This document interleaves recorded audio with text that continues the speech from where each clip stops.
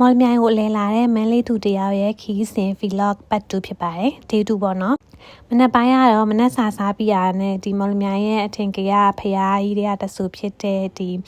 ကျက်လန်စီရောမြက်ကြီးကိုတောက်ရောက်ပြီးတော့ဖူးမြော်ခဲ့ပါတယ်။အရင်ကကနေမှဖူးမြော်နေတာပေါ့နော်။ဒါပေမဲ့မော်လမြိုင်ကိုမရောက်ဖြစ်သေးရရဲ့။မလာဖြစ်သေးရပေါ့နော်။အခုမှရောက်ဖြစ်တော့အရင်ဆုံးမနက်စောဖရားတဖူးပါတယ်။နေရန်ပူပေမဲ့လို့ပေါ့နော်ဒီမော်လမြိုင်မျိုးရဲ့အလှတရားတွေကအရန်ကိုဖန်းစားထားတော့ကဲနေပူတန်းတော့ကီယာမမှုတော့ပဲနဲ့အကုန်လုံးပတ်ပြီးတော့မှလေ့လာခဲ့ပေါ့နော်အခုကတော့ဒါစတုထသမီးတော်ရဲ့အုပ်ကိုလည်းတွားရောက်ပြီးတော့လေ့လာခဲ့ပါတယ်ကီရန်ခြိုက်တဲ့လမ်းလေးရဲ့မှာဒီလမ်းလေးလည်းပါတယ်ပေါ့နော်ဒါတောင်မော်တန်းလမ်းလို့ခေါ်လားမသိဘူးပြောတော့ပြပြရဲဒါပေမဲ့ကီမမီတော့လို့ပါကဲပြီးနာမည်လွယ်အောင်ရှင်လဲနားလေးပြီးပါကီကတခြားမျိုးဖြစ်နေလို့ပါနော်ဘာလန်းလေးလဲတစ်ချက်တော့ပြောပြပါအောင်ဒီလမ်းလေးမှာအရန်သဘောကျရဲဒီတောင်ပေါ်ကနေပြီးတော့လမ်းလေးကိုကြည့်ရတဲ့ view လေးတော်တကယ်သဘောကျပါတယ်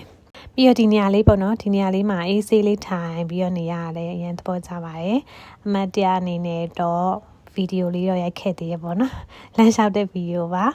နေ့လယ်စာကိုတော့ဒီနကမောက်စီတော်မြက်ကြီးမှာစတူဒီတာတက်ဆမှာဖြစ်ပါတယ်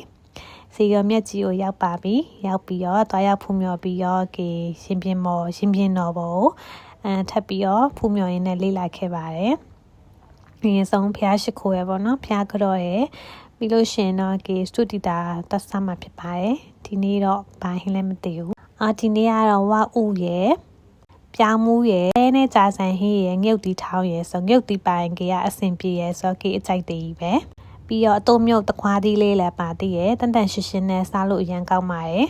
ကျွေးတဲ့ကုသိုလ်ရှင်လည်းကုသိုလ်တွေအများကြီးရပါစေလို့ကေကဆုတောင်းပေးလိုက်ပါတယ်နေ့လည်စာစားခဲ့ပါတယ်နေ့လည်စာစားပြီးဆိုရင်တော့ခဏနေဆိုရင်ပြန်ရတော့မှာပေါ့နော်မပြန်ခင်မှာဒီနကမောက်စီတော်မြက်ကြီးရဲ့ရှင်ပြင်းတော်ပေါ်မှာပဲခဏလေးလာရဲဖူးမြော်ရင်းနဲ့ပဲကေခဏနေဆိုလို့ရှိရင်ပြန်ရတော့မှာဖြစ်ပါတယ်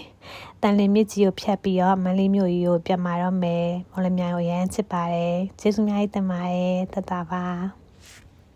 ဒီတစ်ခေါက်ကတော့ရဲ့အကြိုင်မနေဖြစ်တော့မော်မြိုင်မှာထပ်သွားပြီးတော့လေရမယ့်နေရာအများကြီးကြံသေးရလို့ထင်ပါတယ်နောက်ခါကြလို့ရှိရင်လည်းထပ်လာပြီးတော့ရက်ကြကြနေပြီးတော့ထပ်လာခဲ့ပါဦးမယ်